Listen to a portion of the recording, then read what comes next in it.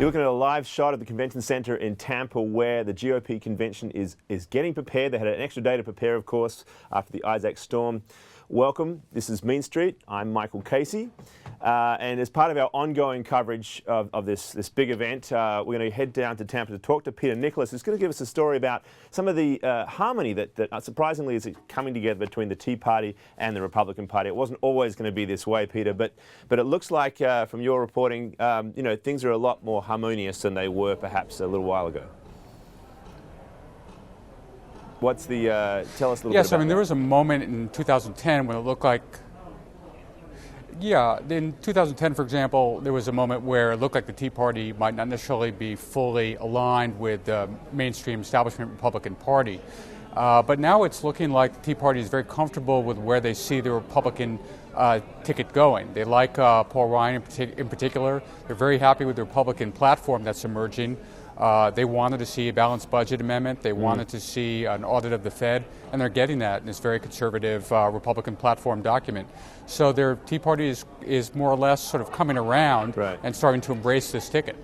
Paul Ryan seems to have been quite instrumental in this change of heart, right? But if you think about it, Ryan himself, at least in terms of the caricature, doesn't quite fit the mold. He's been all of his adult life in Washington and 13 years in the House. Hardly the maverick outsider that they would have trumpeted in the past. Sure. Well, that's a really good point. I mean, he's been in the first elected to Congress when he was 28 years old, so he's a Washington insider in that sense. But they feel he's a principled person. They like his budget proposals. They feel he's sincere about wanting to rein in entitlements. He's a fiscal conservative after their own heart. And so they think that in picking Paul Ryan as vice presidential nominee, Mitt Romney is showing that he's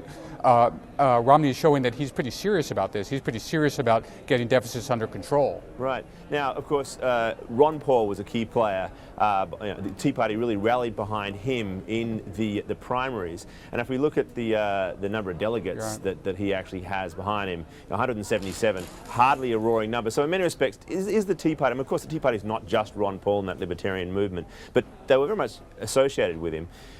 How relevant are they in terms of the delegates, in terms of the real core power of the GOP at this point?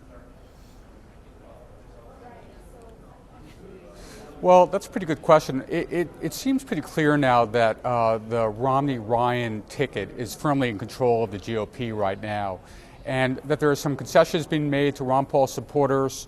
Some of Ron Paul's supporters will be seated as delegates.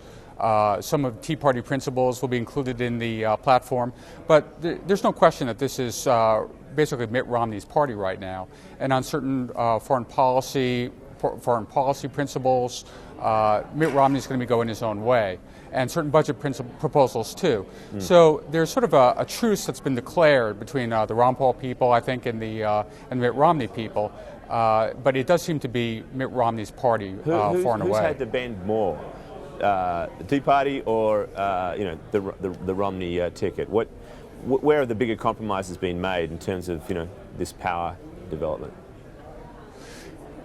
Right.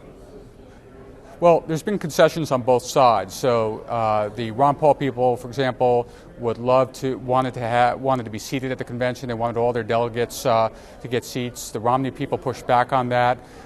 There were some compromises arranged there where the Romney people, for example, helped Ron Paul stage some events in Tampa. There was a huge, almost Ron Paul counter-convention that went on at the University of South Florida yesterday.